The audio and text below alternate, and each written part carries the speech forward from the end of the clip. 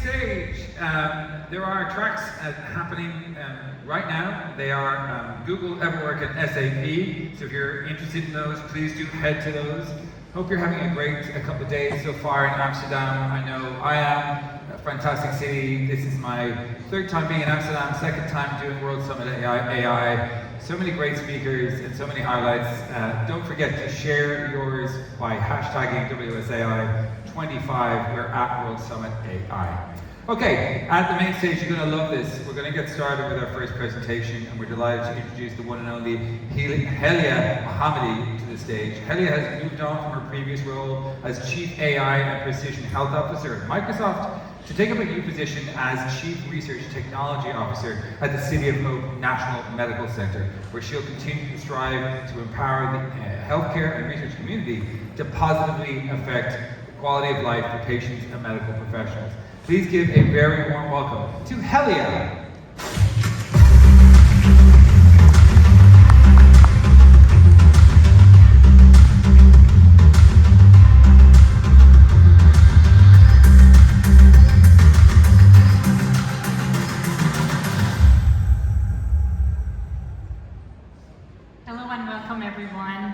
It's wonderful to be back in beautiful Amsterdam and to World Summit AI once again. My name is Helia Mohammadi. I'm a Chief Research Technology Officer for City of Hope. Before joining City of Hope, I was Research Officer and Chief AI and Precision Health Officer at Microsoft, part of the worldwide Health and Life Sciences team.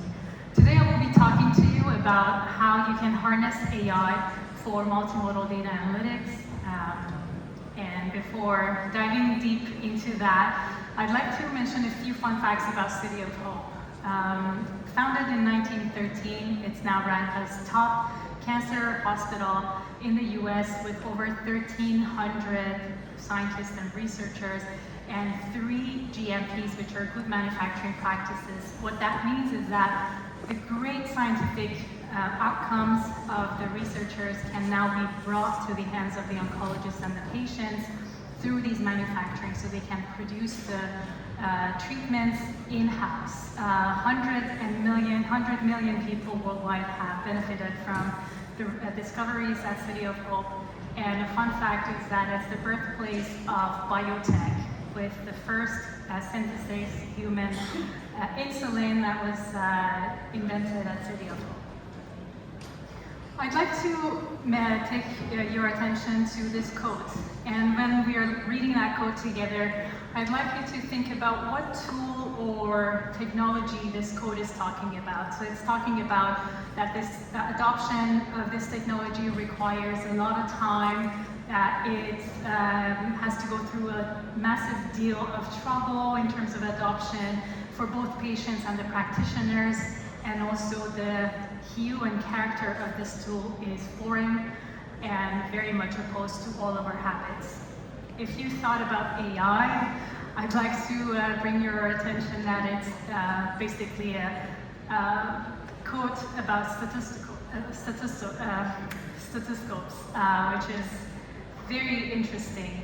Not too long ago, less than 50 years ago, there was basically a mention that there's no need for computers in homes, and now all of us are glued to our phones and laptops and computers, and we can't perform our tasks. And AI is not different. The potential of AI is clear. It's been in the research labs for many decades. I personally wrote my first AI algorithm 20 years ago, and now we're seeing clear outcomes of AI. 75% of health systems, they indicate that generative AI is going to impact this industry. 98% of health and life sciences organizations either have an AI strategy or they're working to build an AI strategy. And this is while every $1 that organizations spend in developing AI tool sets and modules, with $3.7 of return, within 13 months they will see that return of value. And that's meanwhile, it usually takes about 8 months to build an AI solution. Why is that? So I really believe this is because of the three-dimensional approach that in recent years, large companies like Microsoft and Google and Amazon, we've seen. So the first layer is the interface layer. It's no longer the fact that you have to be a computer scientist or programmer to be able to leverage AI. With large language models, with that interface layer, you're able to communicate with a really strong reasoning engine through natural language. And now that's also being able to tap into memory and context, so you have that history of the conversations as well. Before moving any further, I'd like to highlight something very important. With every design of an AI solution, you need to think about the principles of responsible AI. I'm not going to drain this slide, but I'd like to focus on a few of the important ones that I believe are important. The first one is fairness. You need to make sure that there's no bias in the data. One example that I want to share is when I was with Microsoft, we were working with the Children's Hospital in Canada. We were working on brain hernia detection through medical imaging. We soon realized that the young children and infants coming from Asian backgrounds, their physiology and skull structure and attributes are different from infants or children coming from other ethical backgrounds. So having not discovered that, this could have had a very serious and irreversible impact. The second one is transparency. We need to make sure, especially with the hallucination aspect of large language models, for example, we really want to make sure that every decision, every outcome of these AI models is transparent. You want to make sure that you can trace back to where that information was driven from. One example is when some scientists, they were creating a classifier between dogs and wolves. They created a classifier that was looking at pictures of dogs versus wolves. It was performing really nicely, but then when they tested it with test data, it wasn't performing as well. It turned out all the training images of wolves included snow in the background, while the dogs didn't have snow in the background. So they basically created a snow detector. So it's really important, especially when you're looking at medical images, you want to make sure your AI model is looking at that region of interest, whereas other regions that are not relevant to that particular disease you want to identify. At City of Hope, we took these principles even further. We have AI Executive Governance Committee, and we have AI governance work groups that we either quarterly or twice a month, we gather together and we look at these risks associated with the AI solutions that we are taking care of. And we also have put controls and guidelines and guardrails in place, in addition to frameworks around deployment of responsible and ethical principles.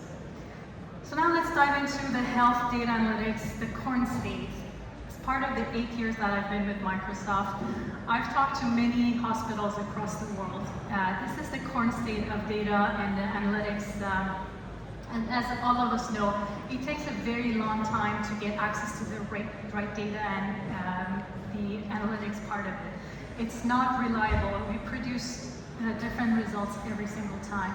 And you basically cannot prioritize actions, and basically it's not always clear what to focus on and what is good to act upon right now, whereas what is basically not so important to focus on. And why that's the case right now? Because there's no centralized coordination. And typically the needs and problems that are coming from multiple stakeholders are unarticulated, and you have limited resources, and you have these massive volumes of requests coming to you. At the same time, the hype versus reality battle that IT teams, they have to focus on. Stakeholders, researchers, scientists, they come to IT with this shiny, brand new technology that they need to adopt, whereas that could have been just a hype for that time period and not a reality. I'd like to further drill down into challenges specific to research. I've talked to many organizations. I come from the research background, 14 years in academia myself. These are 4 major challenges that the researchers are facing. Big data, siloed data, access to high performance compute. Oftentimes you basically pay for a new car, but by the time that you receive those hardwares, you are basically driving an old car. Also, driving innovation and collaboration either internally or externally has been a challenge because there is no platform for researchers and scientists to collaborate. And most importantly, privacy and security for researchers. Researchers and scientists are not trained to take care of privacy and security, and oftentimes they're worried if they accidentally open a port. And by design and inherently, the systems and platforms need to be secure and private so that they can focus on what's important, which is performing their research. 3 persona groups, basically when you're designing any framework around research for cancer organizations or any research organizations, there are 3 persona groups. The first one is the computer and data scientists or machine learning developers who want to get access to the core and to the infrastructure without any abstraction layer. The second one is the domain experts who want to get access to the right tools, the nice user interfaces to perform their day-to-day work without having to write code. And the third group is the IT who are supporting these 2 groups.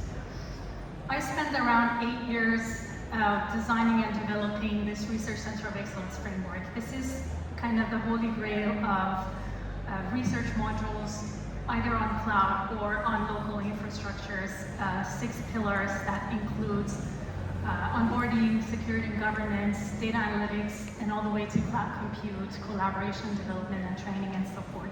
I'm not going to drain this slide, but please feel free to reach out to me if you want to learn more on how you can develop and deploy this framework. This is, if you will, an all-you-can-deploy buffet of research modules. You don't have to deploy from left to right. Based on the maturity of your organization, you can grab different modules from different pillars and create a cocktail together. Let's drill a little bit deeper into one of the pillars, which is health data analytics. Basically, as all of us know, health data comes from multiple sources. 95% of health data is unstructured. Again, 95% of health data is unstructured. And it's really important to be able to have that 360 view around your patient from the different data sources, from omics, your genomics, proteomics, your ologies like pathologies, radiology, CT scans, different medical imaging modalities, all the way to text, reports, and lab results. Collecting that, you need to really do data wrangling and data cleansing, data engineering to be able to create a usable data repository. And what is here I'd like to highlight is that streamlining from idea to outcome. Oftentimes you want to make sure that the ideas come to you as an IT provider, for example.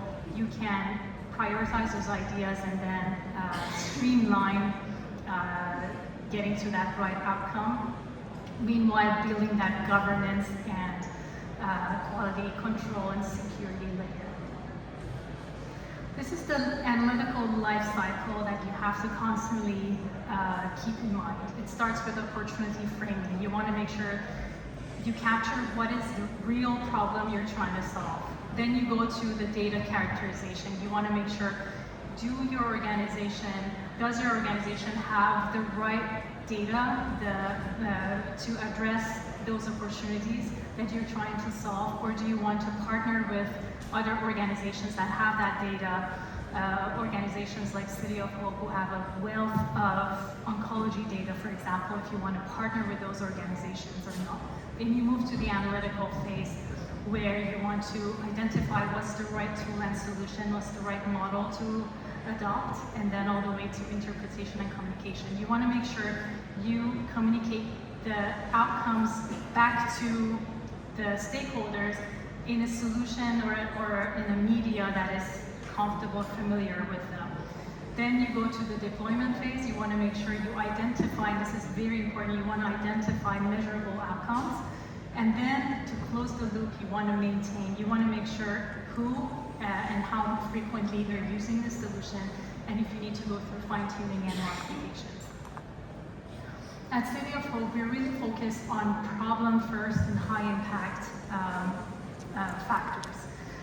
Oftentimes, people come to me, chief executive officers, CXOs, VPs, they come to me and ask, Helia, we want to deploy AI. What's the low-hanging fruit? What can we leverage? One, it's good to know what other people in our organizations similar to yours are doing.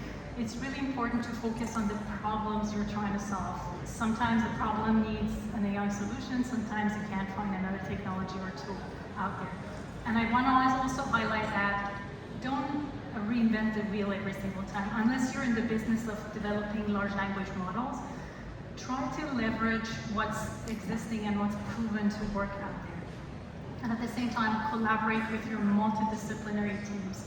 At City of Hope, we're fortunate that we have world-class scientists and developers can be sitting in one room and develop new AI solutions. This is kind of a timeline of City of Hope achievements around AI. We started in 2020 with building the foundation around remote patient monitoring all the way to sepsis prevention and prediction. And in 2021, we were able to do prediction and prognosis using AI algorithms all the way to 2022 when we were able to do cancer evolution and early detection all the way to AI in drug discovery.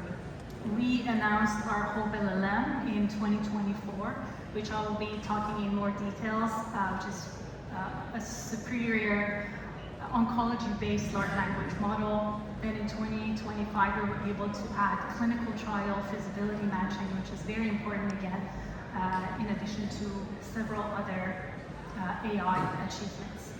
This is the Hope LLM that I want to highlight here. This is one of the reasons I joined City of Hope from Microsoft. We were partnering together to build a large language model that is able to address one of the most challenging aspects of oncology when it comes to onboarding patients. City of Hope is usually the last resort for cancer patients. When they have gone through multiple treatment plans, multiple facilities, multiple hospitals, they come to City of Hope with hundreds of pages of documents, lab reports, results, and it's really challenging for an oncologist to look at all these information a night before to prepare for that visit next day. They usually have to basically take pajama time, is what we call them, at home to go through these hundreds of pages of documents to prepare for what that patient requires next day. And it's also difficult for the patients to go and relive that experience once again to explain what was going on throughout the years for the treatment journey.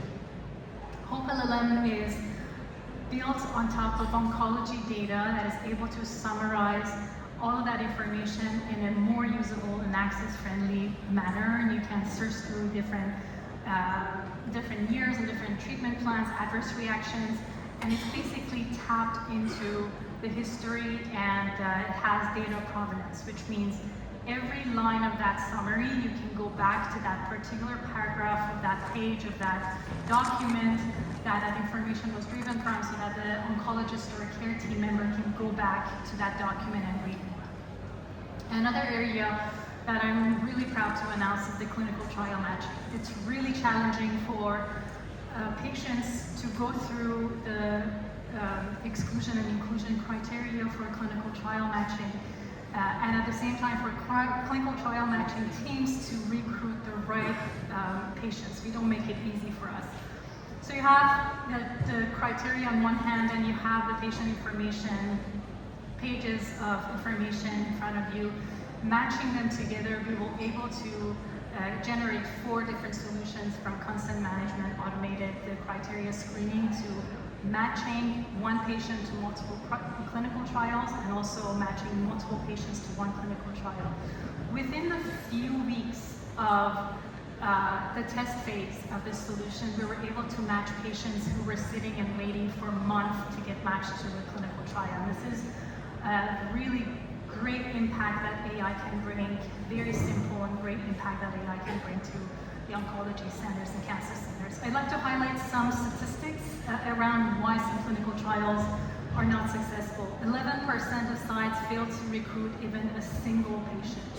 37% of the sites do not even meet their enrollment goals. And these numbers can highlight how important these types of solutions are. Some other key areas of AI impact that we're heavily focusing on is around early detection and prevention of disease, enhancing diagnosis and decision support, all the way to patient access is really important for underprivileged patients to get access to equitable access to healthcare. We analyze social determinants of health and also bias in the data to make sure that we are able to recruit the right patients. And obviously precision medicine and personalized patient and provider experience. To highlight the key takeaway here, healthcare industry is at a pivotal moment right now with AI. AI can really change the way that research is conducted, care is delivered, and operations are managed. But it's really important to have a cross-collaboration, multidisciplinary approach to have every stakeholder sit at one table, and this way AI is able to transform oncology care and research. And then the importance of measuring impact. At the beginning of each AI design session, you need to make sure what are the impacts that you want to measure, and then you need to quantifiably measure those impacts, especially around return of investment. And finally, with proper governance, strategic investment, and commitment, I really believe we're able to resolve for one of the most challenging aspects of research, which is cancer and diabetes, and turning innovation into real-world outcomes. I'd like to stay connected with everyone here. Please feel free to come talk to me after this, or connect on LinkedIn, or send me an email. If you'd like to partner together or talk about how you can tap into Hope LLM or other data repositories that we can share with you.